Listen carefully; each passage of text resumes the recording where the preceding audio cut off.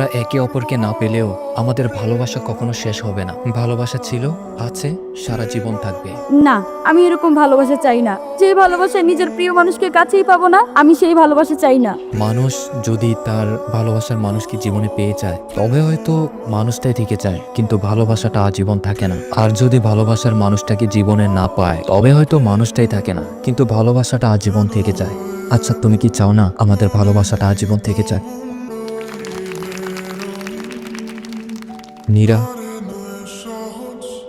তুমি এখানে কেমন আছো? তুমি আছি, তুমি যেমনটা চেয়েছিলে। তার মানে ভালোই আছো, তাই না?